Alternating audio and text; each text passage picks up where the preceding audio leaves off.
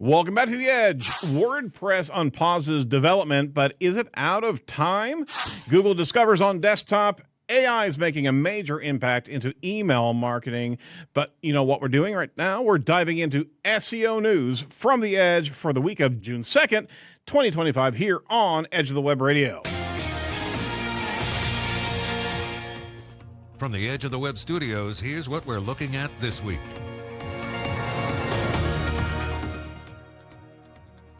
I love that deep voice guy.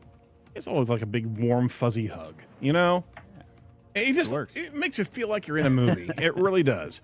Hey, this is Edge of the Web Radio. I'm your host, Aaron Sparks, owner of Site Strategics. Thanks for joining us on audio or video, wherever you are. Hey, we're covering SEO and digital marketing tactics and news of the week, each and every week, separate from our interview series. So check that out as well. But we want to make sure that you get the news to you as quickly as we possibly can. Go over and check out edgeofthewebradio.com. That's edgeofthewebradio.com. The title sponsor of this episode is Site Strategics. We're proud to have our parent company, Site Strategics, as the title sponsor, one of the top SEO companies here in the Midwest. Our team of SEO and digital marketers are focused on learning on a regular basis. This is why we do what we do here on the show. I'll talk a little bit more about what we do a little bit later in the show here. But without further ado, we've got the Cindy Krum to be able to get her take on the SEO news. Cindy, how are you doing today? Hello. Good to see you. Great to see you as well. Where are you off to this week? It's almost like where in the world is Cindy Krum? So I'm home right now, but next week I'll be in Boston, and then after that I'm headed to Italy, and then later in the summer Amsterdam and Estonia. So fun Oh times. my Lord. That is fun time. We were able to see you as a flyby at SEO Week. You gave a great presentation there. Certainly appreciate what you did there. You're going to SMX Advance right in Boston? Yep. That's awesome. So if you haven't got your ticket yet, folks, make sure that you jump on there. It's going to be a fantastic conference there. Unfortunately, we're not going to be there this time, but maybe next time. Anything else that you want to share with us of what's going on in Cindy's world today? At SMX Advanced in Boston, I'll be doing a mastermind where I will be talking in a small group with people who sign up about the same stuff that I talked about at SEO Week, so Google Mom. Okay. So, it'll be really fun and exciting. If people want to get more hands-on, that's where we would do that. Excellent. That's even more incentive. So check that out. Go over to SMX, or you'll find it, just SMX Advanced. You'll be able to find where those tickets are. All right. Well, let's jump into our first article, Cindy. Thank you for joining us as well for SEO news. Obviously, we're diving into a lot of different channels with these news episodes now. From Search Engine Journal, however, let's have a look, because it's not really SEO, but it is kind of like the as the WordPress world turns. Right? I didn't have it ready. I know! Anyway, WordPress unpauses development, but has it run out of time? This is from Roger Monti. Automatic's return to WordPress core development underscores years of missed opportunities and delayed responses to market trends. So what's happening right now? Automatic has actually returned to normal levels of contributions, where initially contingent on the WP Engine withdrawing their lawsuit against Automatic and Mullenweg. So we've talked about this in a number of different shows, what the contention was between WP Engine and WordPress. They're finally opening up for development now, folks. And the question is, are there developers that want to keep on developing with WordPress with everything that went down? Their statement was, hey, we're excited to, I get the hey in there just to perk it up. We're excited to return to active contributions to the WordPress core, Gutenberg, Playground, Openverse, and WordPress.org when the legal attacks have stopped. WP Engine and Automatic are still locked in litigation, however. So what's going on here is that they're still locked in, but they're opening this development environment back up when they closed it down 4 months ago. On top of that, by the way, they also shoved a lot of contributors, high-level influencers, out of their Slack channel with even just because they were putting emojis into the Slack. There's a lot of contention of just this community alone. So now the doors are open, but who's actually going to participate in development? I know that Jonah Alderson is not going to be in that space because he got shafted beyond belief, and he was quite public about that. Cindy, I know that you don't roll in the dev world, but you were watching this space in particular, right? Any thoughts about what is happening on the WordPress side of things? Yeah, it's been, so dramatic. And I think Roger did a really good job of capturing everything in this article. But essentially what I'm seeing is there is so much risk in the digital space right now with all the changes that are happening with AI overviews and stuff like that, that I think people who originally built in WordPress may still be there, but maybe kind of looking around, and they're probably happy that they've, WordPress is going to start building again. But I think a lot of people have kind of settled into this new reality where WordPress's reputation isn't what it was, and with this kind of stalled and political kind of no, it was mudslinging. That's call it what it was. I mean, literally, it was mudslinging. I mean, people have lost confidence, right? And yeah, so absolutely. With all the other risks at place in the industry right now, I don't think there's going to be a lot of people who are like, oh, WordPress is my absolute best option. They're going to be double checking that assumption, when a lot of people for years thought it, was the default de facto, easiest way to go.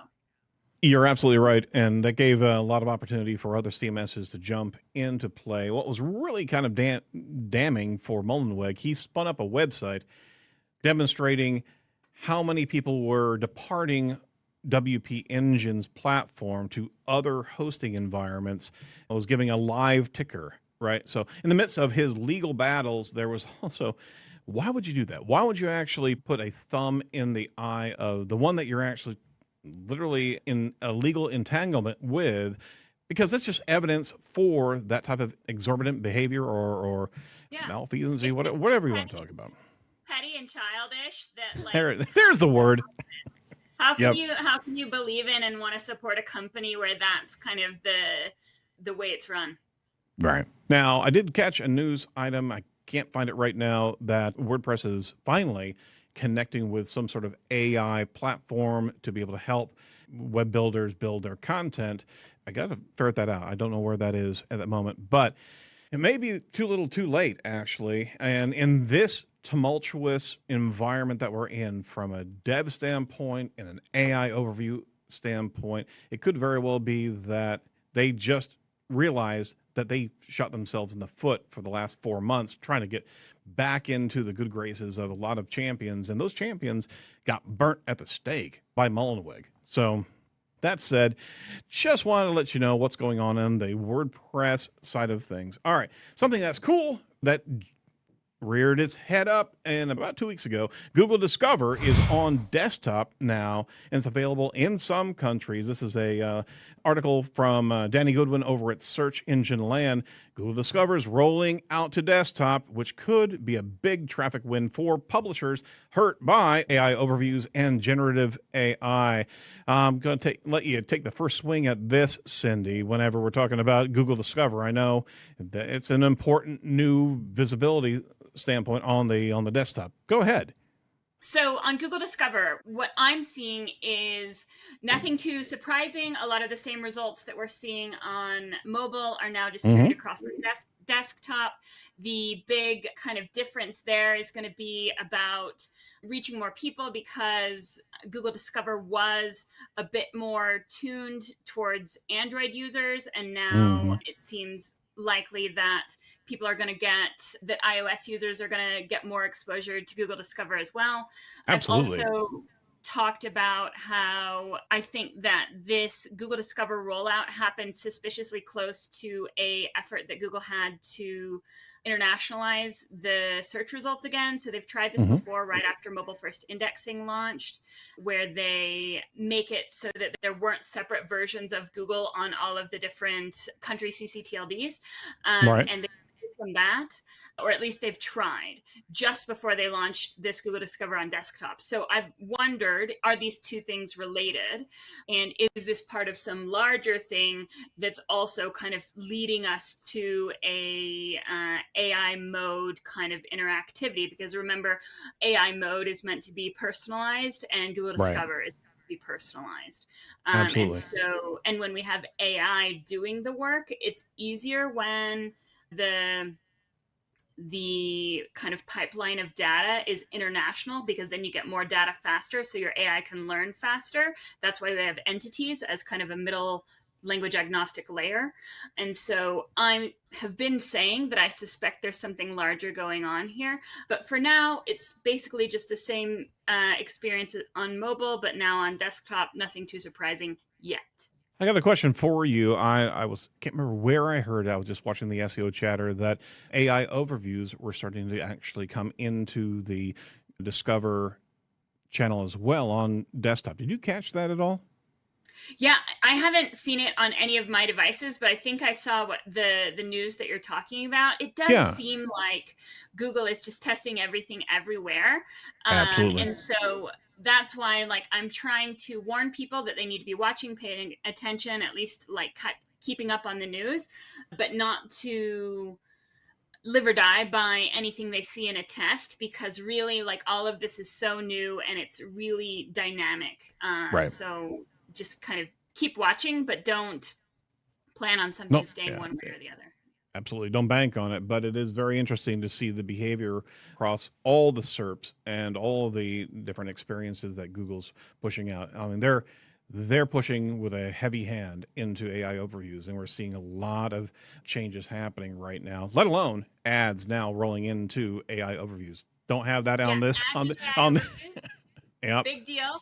But also, real big deal. AI overviews showing up, and people also asked, and now they're trying AI overviews. Oh my gosh, that's right. Too. Yep. So they're just everywhere. It's like whack-a-mole. It really is. But you're absolutely right. I mean, the SERP is changing radically, and that's going to be affecting a lot of our own metrics of how we track our clients, how we track ourselves. I mean, from a volatility standpoint, the game has completely changed now, and we're in a giant test mode that's coming from Google right now, to your point, right? Yeah, everything's so dynamic, and I think that goes back to the WordPress story, which is like WordPress was just out of the game during all this rapid iteration of changes and stuff like that, and they had nothing productive to say, just mudslinging, and so the conversation moved on without them, it feels like. Yeah, I mean, taking your hand off the wheel for 4 months in this environment could be catastrophic to a platform, especially for a CMS that's, I think, still over 50% of the websites on the planet utilize that platform. And there's huge ramifications there. All right. So last point that I want to bring up from a kind of a topical news standpoint from Mike Pastore over at MarTech. AI is making a major impact on email marketing teams. Report finds AI is actually helping email marketers move faster, but many of the old familiar challenges still stay the same here. So the article itself is pretty interesting, and there's also a great deal of depth into the report itself. The data from the 2025 State of Email report released from Litmus from Validity shows AI is making inroads into email marketing in many organizations. In 2025, the report found 49% of marketers will use generative AI for static copy creation, and the number of marketers using AI-powered image generation has increased by 340% in the last year. So all the email marketing that's happening here, you've got a gaggle of email marketers that are just grabbing a hold of image generation and content generation, because it certainly does expedite things. And I think that in the space of email marketing and how personal it is, I mean, that is the most, dare I say, intimate space where a consumer a brand loyalist has allowed you into their inbox. And we're all quite savvy now to what AI looks like from a text standpoint and a visual standpoint. To be able to see that come into my inbox, you're going to have a huge pushback and unsubscribe scenario that's going to be happening very close, very, very soon, actually, as opposed to where the study was. The study actually drew a line around January 2025. I guess my concern is, was that really the best scenario to actually play out as building and utilizing AI content and imagery to be able to scale up and expedite email marketing? Any thoughts on that space, Cindy? I mean, I think this is a natural fit to have AI assisted email marketing, as long as it's done right and there's lots of kind of checks in the system, because what AI can do that other systems can't really do is have a really personalized experience. So the potential is really there. The problem is keeping it under control, keeping it meaningful and focused, setting up really stringent kind of if-then rules. Yeah. Which all of that was kind of possible before. So we have to kind of figure out, where is the AI enhancing? And I think the safest way to do it is like have the AI enhancing decision-making behind the scenes and kind of grouping and targeting and stuff like that, but still have kind of the same systems we've used before, compiling the emails, building the emails, and sending them. I don't know. Yeah, So, absolutely. yeah. I mean, from I think segmentation and analysis of audience, yeah, absolutely. That's where AI should be. But one of the key findings in the State of Email report said only 6% of the team require more than 2 weeks to produce an email, compared to 62% in 2024. Think about that. Yeah. Yeah, well, and then the other thing I'll throw out there is, I feel like me as a business, or maybe me personally, I have already been the victim of companies and people who are using AI to handle their communication with me, or their invoicing of me, or their, business to business interactions with me through AI, and it's failed. And so I actually feel like, as a human, I'm having to do more checking of people's work when the AI systems have been involved. So for instance, getting Absolutely. an invoice that's wrong that was handled by an AI system. We're proud to have Site Strategics as a sponsor of Edge of the Web. Here's a question. How do you create that authoritative subject matter expertise that we know Google's looking for? Learning from your client is always the place, but organizing a well-thought-through interview process is time-consuming. Site Strategics has developed a subject matter expert interview process that's backed by our years of interview techniques, as well as SEO research and buyer's journey persona definition. You can bring us in as an SEO SWAT team, extracting some incredible knowledge, voice, and passion of the SMEs for your use. We can deliver a targeted series of questions and goals through the interview, work organically through some great conversations, and provide a set of deliverables that you can take to omni-channel deployment. Video content, audio content, transcripts, blog posts, structural content, social, all from the untapped knowledge of your subject matter experts. Find out more. If you're interested in what we can do for you, just give us a call at 877-SEO-for-Web or 877-736-4932, or simply just go to edgeofthewebradio.com/site. We'd love to share some great successes with you. Remember, it's not you, it's me. Just don't know if it should be at the point of consumption. It always should be the organization side of things. I mean, you're going to have consumers more jaded than ever before as they see more and more generative information coming to them. It's like, okay, you didn't care enough to actually fix that, right? Or you didn't care enough to actually personalize it to what I'm looking for. There's so many dominoes that are going to fall here if we don't bridle that generative experience back, Yeah. Have you read Dead Internet Theory? It's just about bots talking to bots. Like, it's basically, but it's a real thing. Like, there's Wikipedia entries and lots of people writing about Dead Internet Theory. And right. I feel like having AI systems email me and having my AI system respond or trigger an event in my calendar to respond to this email, whatever prompt, came in, like, it's very, we live in, unique times. We do. And, it's always great to be able to go down the nihilistic route with you, Cindy, because the last time you were on, it was so dark. But I mean, we have to give some, no, you're fine. I appreciate that. We got to give some reality to what's happening here and be able to push back on email marketing, and let alone just marketing in general. We cannot allow AI to move in front of good quality communication to clients, into prospects, right? It's great and it's exciting, but there's bad sides too. With every good, there's bad. You better believe it. All right. So let's pivot over to SEO news. Obviously, something is good on the SEO front, right, Cindy? Yeah, I hope so. All right. But wait. The first article that we want to cover is over at Search Engine Roundtable with Barry Schwartz. He actually says the great decoupling of Google search, clicks versus impressions. Oh, that's right. It's not happy. It's pretty sad right here. I was going to say, did you wait in that title to be like a positive? I had to tee it up. Because it was pretty demoralizing. What he writes about it.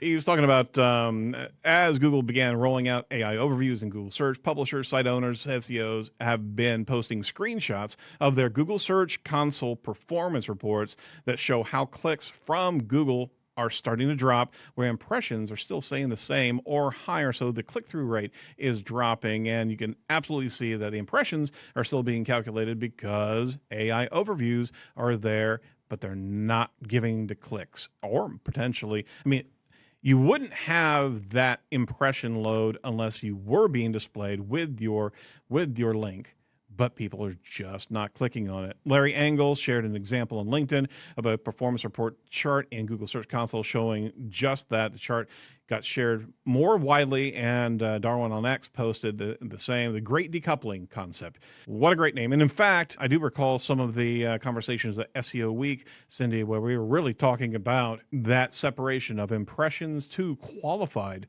traffic. Is this really the next separating the wheat from the chaff of what's valuable for a website as opposed to what they were getting and less converting traffic?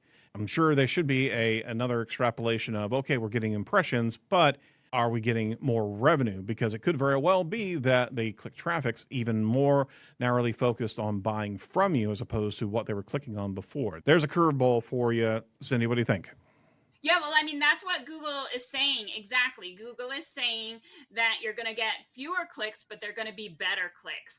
And so what the theory is that the AI overview is getting the top of funnel people who aren't ready to convert.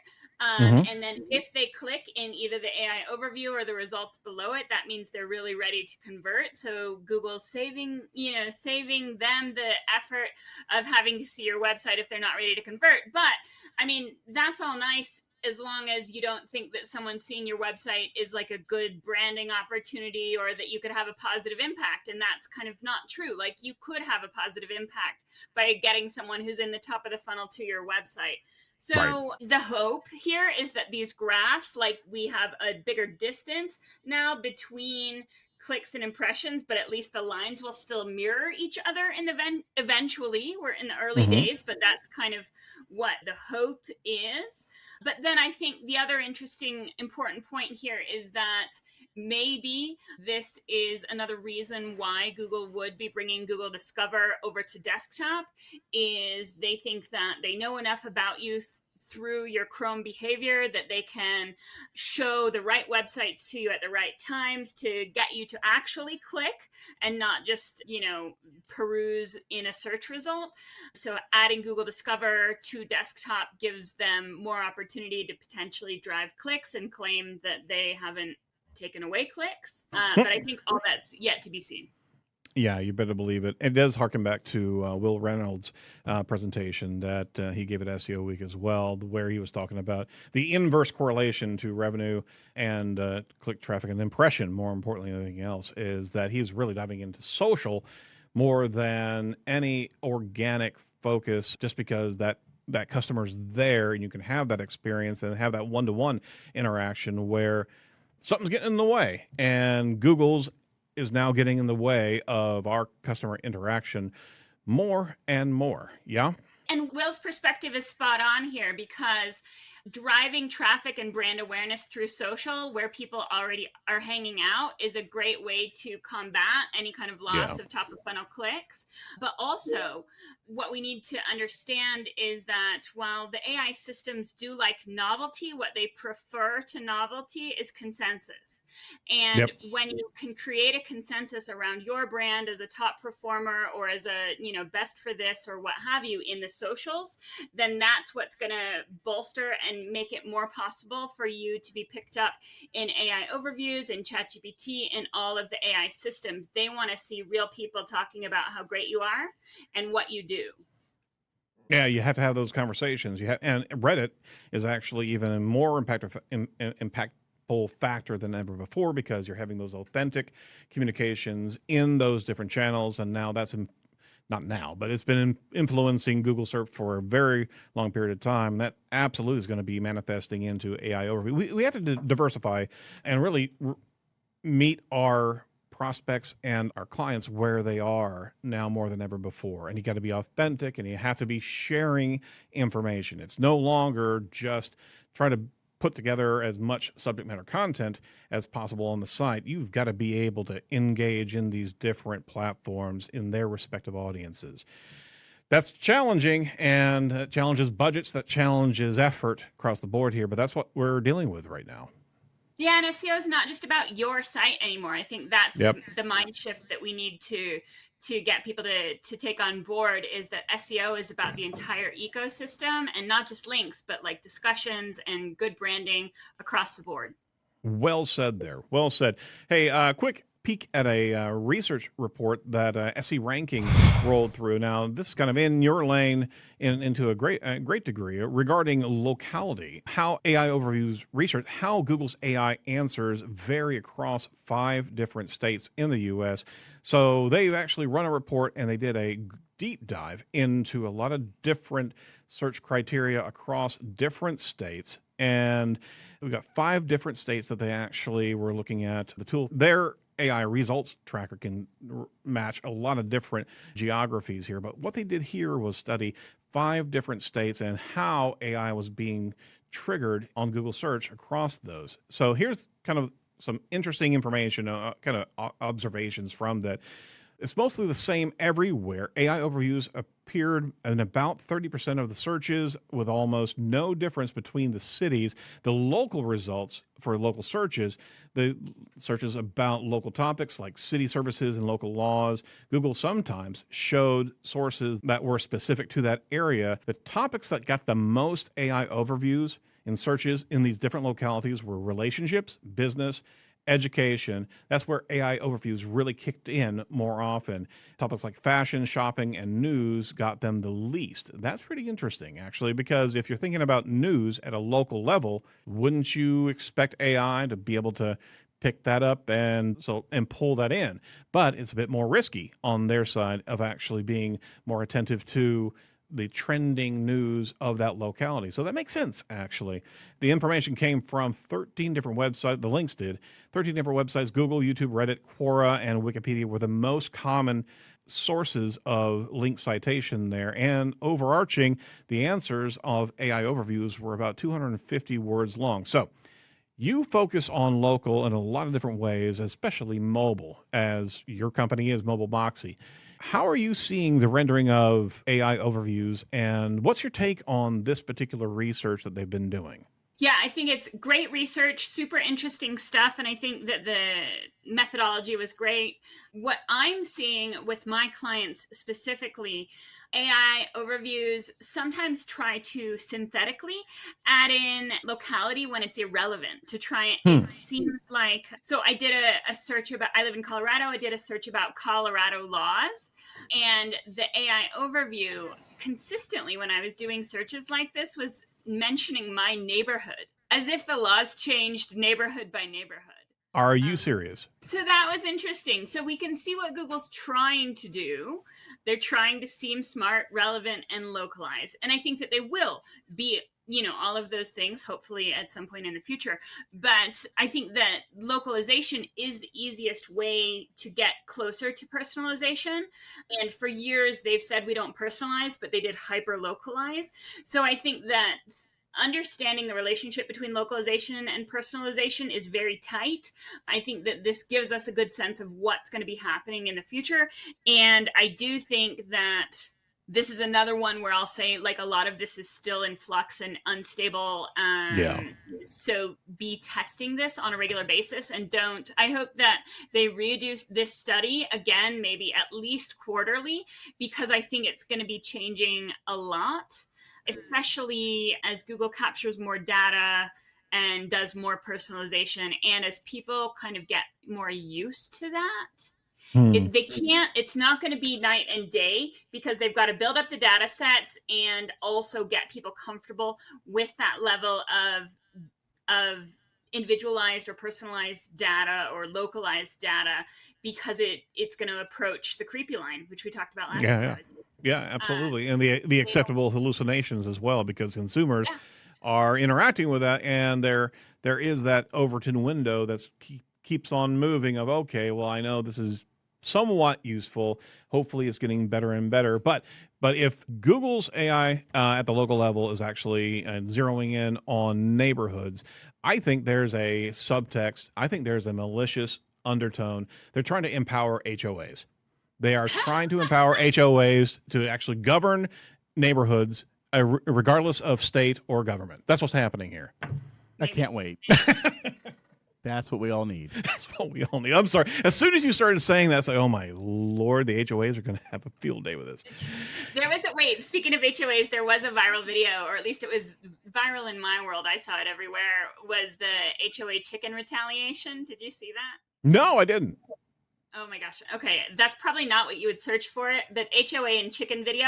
So like an HOA told a family that they couldn't keep their chickens in their backyard, but the HOA did not happen to have rules against Christmas lights. So this family put all the Christmas lights ever in the entire world on their front lawn, including a video of the chicken. And they played music to it and started it every night at like 2 a.m. But it was videos with a chicken. Because you can't have chickens, but you can't have Christmas lights that are really obnoxious. So that was funny. Oh my gosh. Got to give them. Oh, there it is right there. Oh my gosh. There it is. Thank you. I'm a fan. Yep, absolutely. Go check it out so you get the music. Listeners, you got to jump onto the YouTube video and check that out. Literally, it's just as obnoxious as hell. But that's how you get back at the HOAs, right? Yeah. Alrighty. Not to derail anything. Hey, over at Search Engine Land, you're fine. From Banu Agarwal, AI and local search, new rules of visibility and ROI in 2025. This is from June 2nd of 2025 here. As AI reshapes search and customer journeys, learn how to optimize local presence for visibility in 2025. Now, I understand there's a lot in this article. I just wanted to get your take on this from a local optimization standpoint, Cindy. She gave kind of a picture of what local 1.0 was, right? What local 2.0 was, what local 3.0 was, this evolution of local optimization. The first level being ensuring data accuracy and consistency across different channels with citation management. Local 2.0 was really about discovery, relevancy, authority, experience, engagement, and conversions. Now what we're talking about is local 3.0, she says. She sees local search through the lens of AI. While the overall framework stays the same, AI is playing a pivotal role in modernizing consumer or customer discovery in local search. So we coupled these two articles together because of obviously who we have on the show here. But if you've gone through the article, are you in alignment with what she's actually laid out for local 3.0, this hyper-personalization effort that brands should have at the local level? Are we really needing to go that far? Yeah, I think it's an interesting way that she lays together this kind of philosophy, but I think it's limited in terms of which local businesses are actually going to take the time to build their own chatbot. I think exactly. The game really is going to be getting your information into the AI systems where people are already participating, because I think maintaining no one's going to do everyone's specific chatbot. They're going to find one that they like, that personalizes to them, and they're going to stay with. That's my vision anyway. So I think building websites and content that's easy to parse and incorporate across the board by all of the LLMs, that is probably the most useful thing. Maybe having a chatbot on your site, but I don't see that giving the ROI for smaller companies that it would take to set it up and maintain it. So to kind of flesh out what she was talking about, the 5 pillars of local SEO from this article: enabling hyper-personalization, automating workflows and journeys, leveraging multi-agents like you're talking about, delivering real-time information and dynamic pricing based on demand and external factors. That's a lot of work to expect local businesses to participate in. And don't you think that the consumers at that point where they're looking for that local business could very well be turned off by such hyper personalization? What they're already getting in the general main search spaces. They're seeing a lot of automation, a lot of personalization. Aren't users who are wanting to engage with local businesses wanting to see natural connections as opposed to automated connections and hyper personalization? It just seems that it doesn't really bear well whenever you're trying to reach a local business. It looks like, in my perspective, it would be overkill. Okay, I see this company doing this, this, and this. Wow, that's kind of too much. I just want to go down to the shop and get a cup of coffee here, for lack of a better demonstration. Yeah, I usually think about it in those terms. Cup of coffee, Italian restaurant, something like that. And I think that it could work, or it could cross that same creepy line, right? Like, and the Italian restaurant doesn't want to have to deal with that. But I think the more useful kind of framework on this discussion is making whatever you do, make sure it's permission based. So if you're a local Italian restaurant and you're trying to hyper personalize my interaction, maybe I'm cool with that. And I'm cool with your kind of, somehow in the future, your Google business listing going, hey, Cindy, last time you ordered a cannoli, do you want a cannoli this time too? Maybe that's fine, as long as I've said, like, yeah, you can track my orders and suggest future orders, or you can remember what I ordered last time. Maybe that's fine. Utilitarian standpoint. Yeah, from a utilitarian, everyone's willing to give up some level of privacy if it gives them enough of a benefit. But I think making sure that the benefit is there and it's not just creepy for the sake of doing AI. So making sure that there is a real felt benefit for the user, and making sure that you get permission, whatever size business you are. Absolutely. Yeah, it is. That creepy factor is really where I was going, is that it could very well strike a wrong tone to consumers at the local level. Okay, you're really kind of machining your response to me, and I'm looking for a local engagement, local connection. And one of the great tools that kind of waned here recently was the Google Chat and the connection with the business, and realizing that somebody on the other side could very well be interacting with you. That was a great piercing the veil. But whenever you get into the automation side of things, I don't know, it does kind of ring machined, and that's not the personalization that I'm really looking for at the local level. That said, AI is still a very useful tool, and you got to make sure that you know how your brand stands out in AI. I'm going to pivot real quick, talk about what InLinks, Dixon Jones over there, has actually been developing. They're a continued sponsor on the show. They have a new offering called WAIKAY.io. WAIKAY.io. What AI knows about you. Are you keeping up with what AI actually knows about you or your company?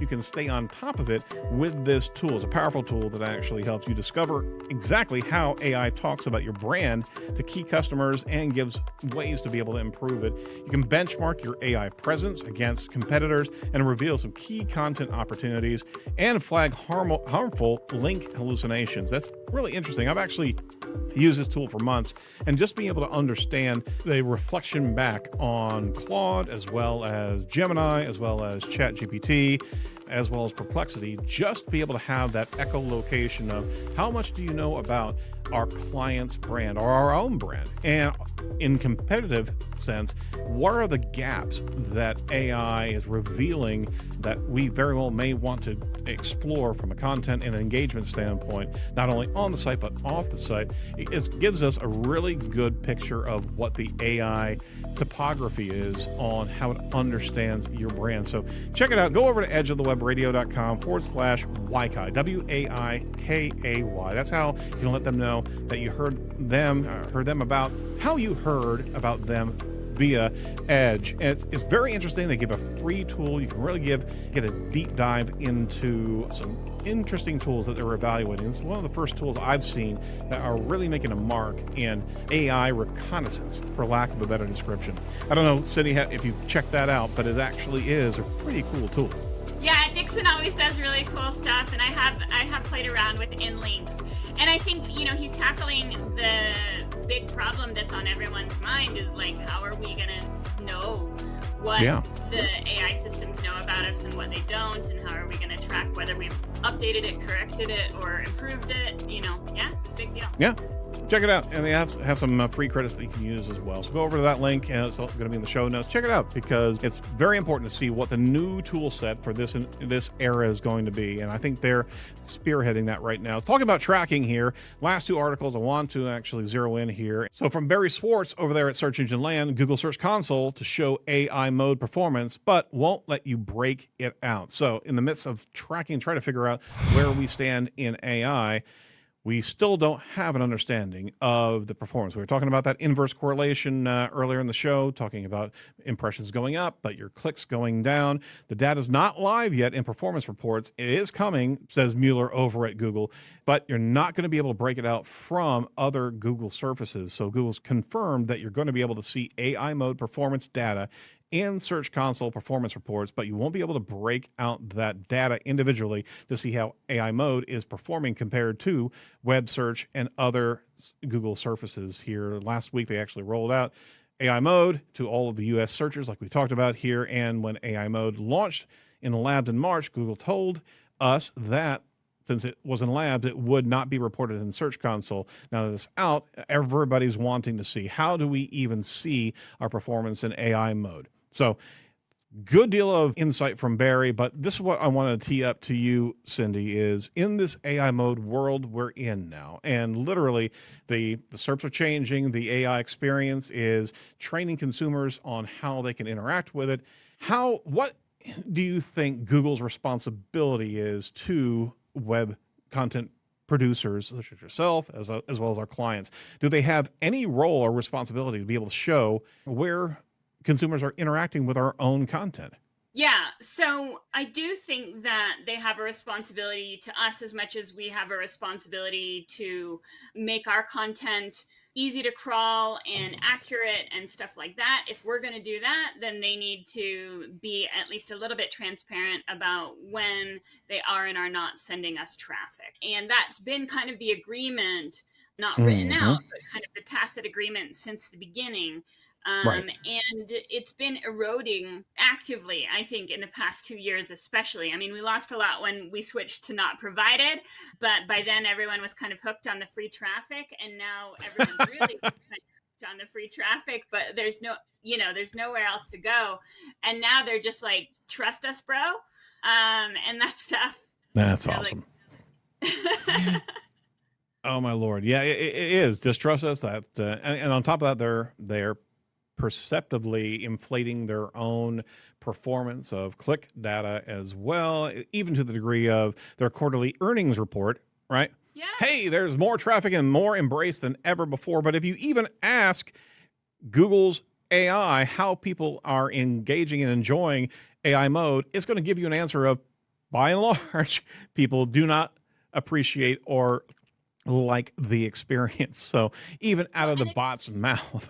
Go ahead. Yeah, transparently inflating search volumes for words that Google chooses, right? And so like why there's historically been a separation of church and state for organic and paid, but is AI the middle ground where they're not having a separation of church and state? Because then why would they not just link from an AI overview to a keyword that has a really high, return or margin for Google when they sell the clicks. Like, this is all so transparently driving up the click volume on keywords that they want to drive up the click volume on. Yep, right? absolutely. And that's what we reported on this earlier, is that a number of different influencers in SEO have been showing these different packets of information, including Lily Ray, where she was showing 70% of the links come out from a AI overview were self-referencing to other Google properties. But they come in as a search. It's not exactly a modal, but no, it executes a whole new search.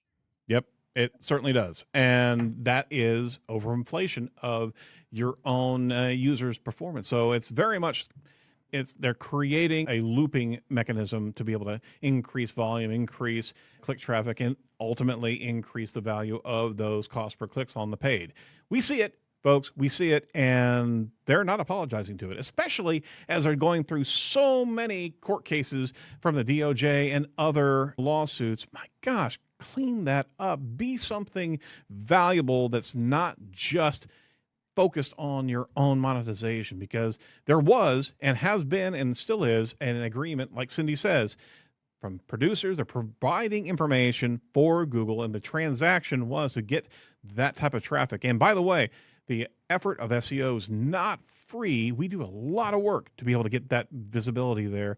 And if you're taking that away, where should web content producers go? Because the transaction is not there anymore, right? Yeah, there was a equitable balance of power, and now it's just exploitative. There it is. Gosh, again, hey, I love you being on the show because you kind of match some of the nihilism that I've got as well. That said, hey, strikes here. I'd say when it's good, I'll tell you it's good. Thank you. I'm going to have to check in regularly. The last article that I really wanted to tackle, and maybe this is kind of the capstone to everything, from Matt Southern over at Search Engine Journal.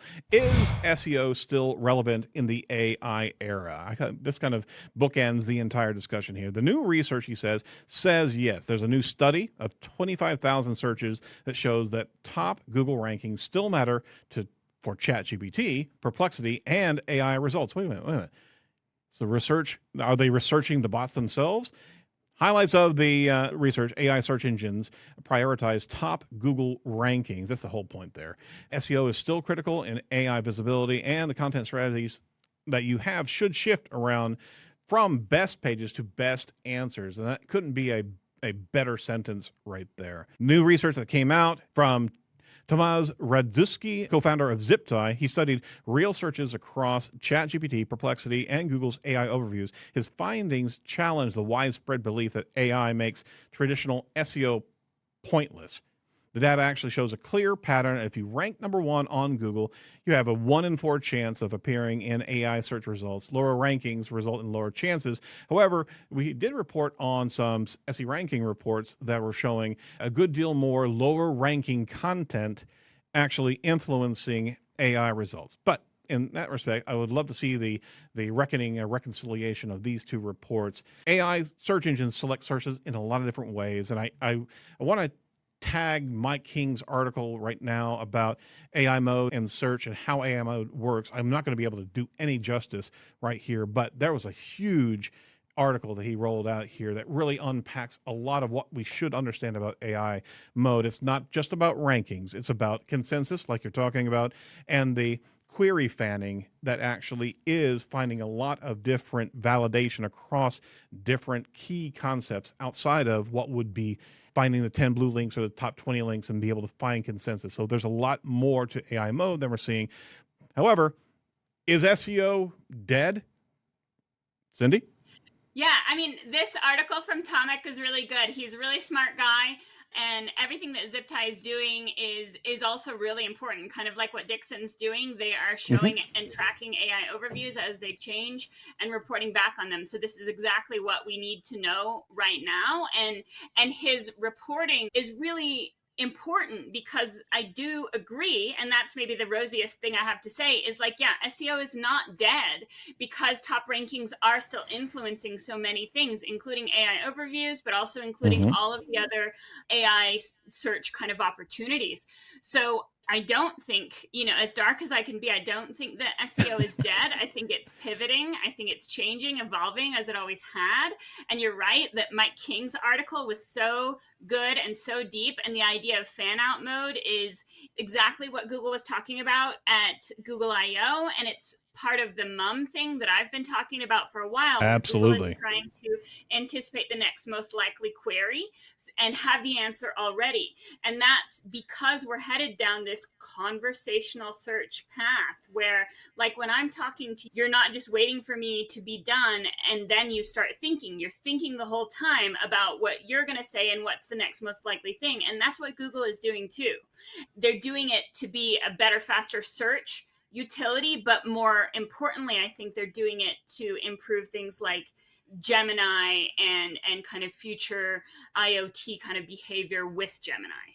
So strategies of ranking still have to be adjusted. That's what you're talking about, the pivot, the shift of engagement and having content and authority being talked about outside of a particular on-site and off-site type of strategy here. We have to be able to build up brand, build up authoritativeness, build up community engagement as well, because that's what the other factors are that AI mode is actually paying attention to. And an article we skipped past, one of the key points of that article was, isn't this where we should have been with search to begin with?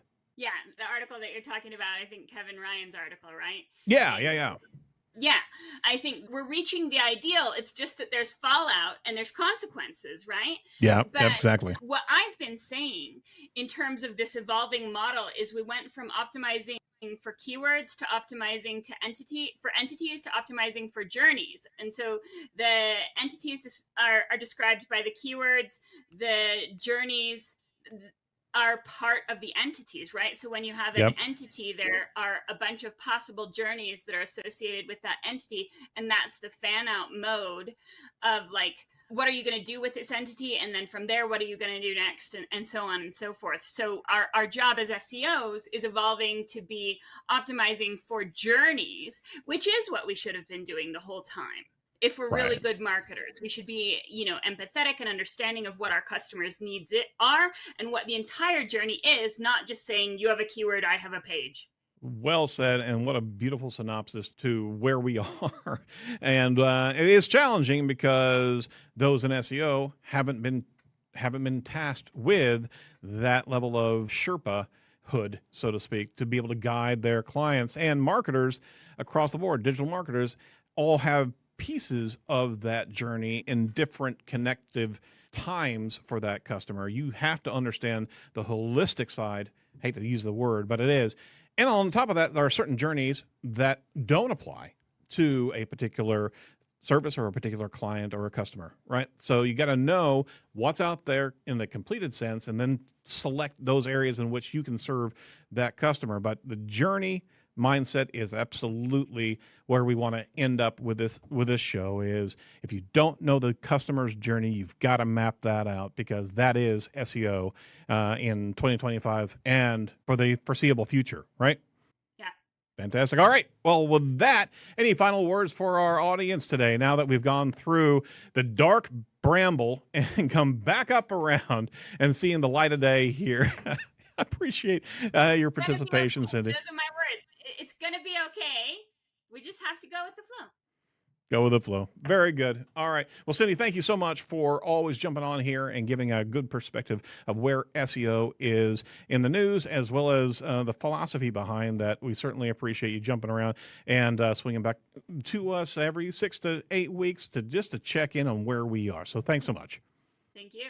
Yeah, absolutely. All right, that's it for The Edge this week. Make sure that you check out our second segment of the Mark Schaefer's interview, where he dives into his book as well as the key concept of disrupting or dying when it comes down to digital marketing. It kind of aligns with what we've been talking about today. Make sure you like, comment, and subscribe to our YouTube channel as we're pushing out video content across the board. But along with that, make sure that you go over to ratethispodcast.com/edge. That's where you can find your best opportunity to be able to give us a rating. We love a 5 stars, as we have a fantastic alignment of great professionals here coming on board and giving their expertise. And hopefully you find us as a valuable resource for your digital marketing tutelage and steerage. So in that respect, from all of us over the edge, thanks so much for listening. Stay safe, stay well, and do not be a piece of cyber driftwood. We'll talk to you next week.